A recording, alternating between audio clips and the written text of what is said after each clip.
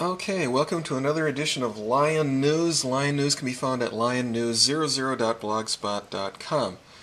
Today is January 17th, 2012, and we're going to be continuing our phone calls to these state representatives in regard to the two different sets of laws in lawless Pope County, Minnesota, which all stems from my illegal home invasion of July 20th, 2007. So we're going to call up this Representative Ron Shimanski here.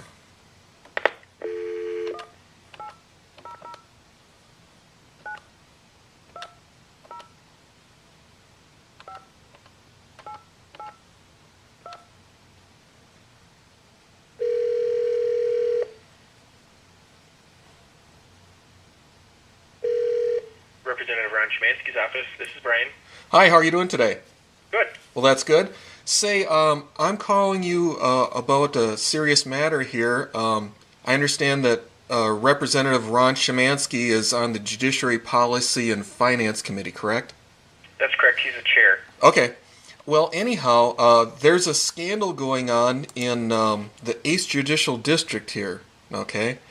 And the head of the 8th Judicial District is Chief Judge Stephen E. Drange. And what the problem is stems from a illegal home invasion of my home back on July 20th, 2007. And that case number is 61CR07599, in which the Polk County Sheriff's Department illegally entered my home without a warrant. And I'll read you from the probable cause statement here. On July 20th, 2007, Canada County Probation... Okay, hold on, I'm at the wrong spot. Polk County deputies James Ross and Forrest Hendrickson accompanied Agent Temford to that location, whereupon they were greeted by Nemmers at the front door. Deputy Ross advised Nemmers of the arrest warrant and instructed him to step outside the door. Unfortunately, the public record shows there is no arrest warrant. And I had that confirmed by a former Assistant Attorney General, Christopher King. He called down to the Polk County Courthouse and talked to Deputy Jenny, and also called back and confirmed it with another Deputy, Kelly. So back to 2007 here. So anyhow, Chief Deputy Tim Riley creates this probable cause statement in which he claims there is a warrant when there is no warrant, and he puts his signature on it, and it's notarized by Darnell F. Whittemore, and it's sent over to the county attorney's office. It's signed by Chad M. Larson, the assistant Polk County attorney, and then it's sent over to Judge John Stafsholt, with full knowledge that there is no warrant. Okay, they illegally entered my home. Judge John Stafsholt signed this order of detention. Okay, so now I've reported this to Timothy Osby. I don't know if you're familiar with who he is. But anyhow, he's the 8th Judicial District Administrator. All right. So I called him after I talked to the Sandy Tollefson. She's the court administrator of Polk County, and I had to wring it out of her who to call, and so I talked to this Timothy Osby, and I reported this to him, and then he said he'd call me back, and I asked him, well, before I finished my conversation with him, I said, are you going to report this? You know, because these are felonies here, perjury and submitting fraudulent documents into the court record. I asked him if he was going to contact the FBI or the BCA or the Attorney General's office. And shocking thing, he admitted to me that he was not going to contact law enforcement.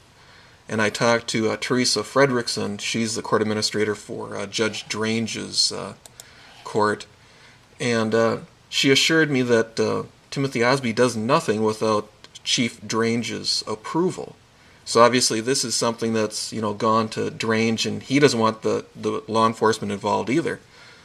So then I contacted the Supreme Court, Lori, I can't say the Chief Justice's name here, but I talked to her secretary, and then I was transferred to a Rita Coyle DeMules. She's now the Supreme Court Commissioner.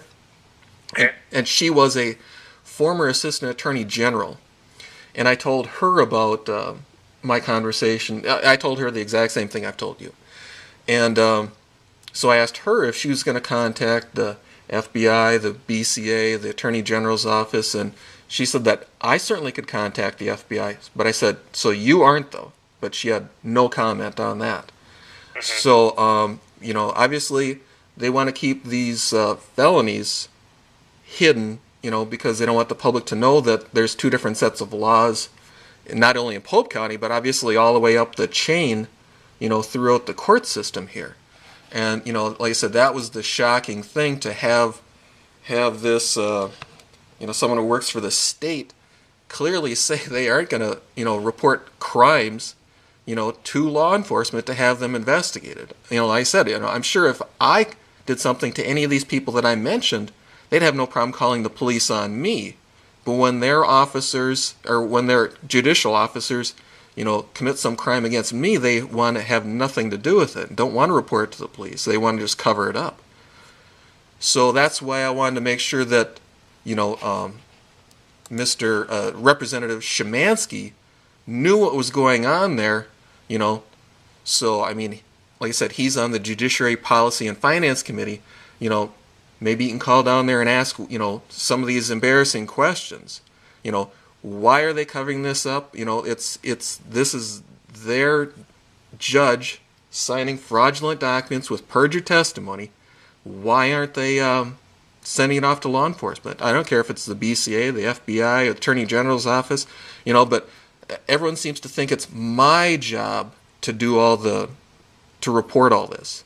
I'm the victim here, These people are supposed to be the state. They're supposed to be the supposed law, and they're shirking their responsibility. They didn't give you any plan of action on, what's come of anything with your case. Excuse me? So they haven't given you any kind of plan of action that they're taking or anything? No, they want me to do it. In fact, when I was talking to, I don't remember who it was, she wanted me to send her information. I said, well, you have all the information. You have access to your court records, and I gave you all the information you need. I gave you the case file number. So either there's a warrant in there or there isn't. And like I said, I've had a former assistant attorney general confirm the fact. Oh, he's also an investigative reporter too. So I think he knows how to check his facts, and like I said, he called there twice and got the same answer. But no, like I'm saying, they all want me to do this. They want me to contact these people. Well, who do you think has more clout?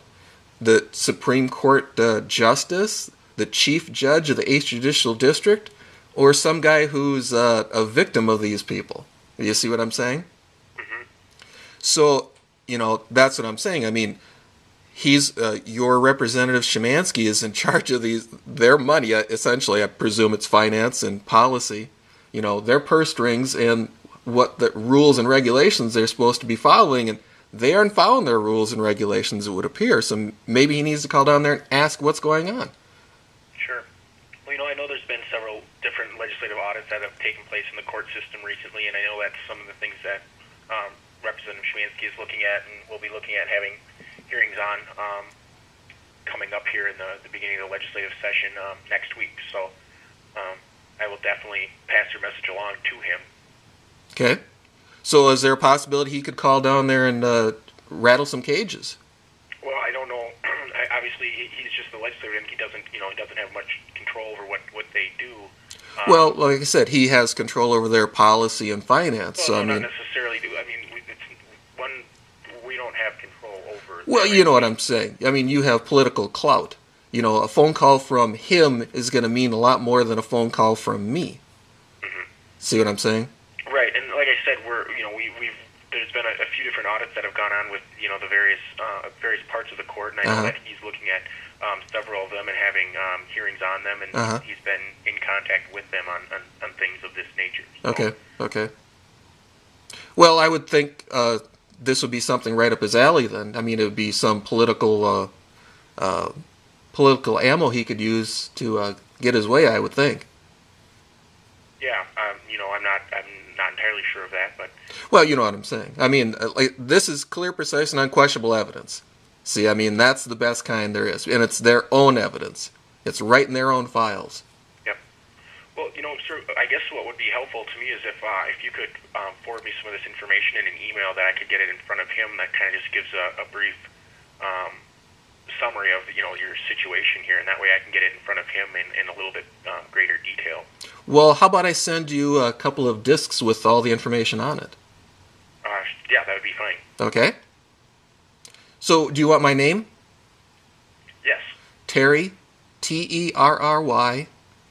Nemmers, N as in Nancy, E, M as in Mary, M as in Mary, ERS. Okay. You want my phone number? Sure. 320 Yep. 283 5713. 5713. Okay. Alrighty. Thank you so much for your time. Thank you. Yep, bye now. Yep.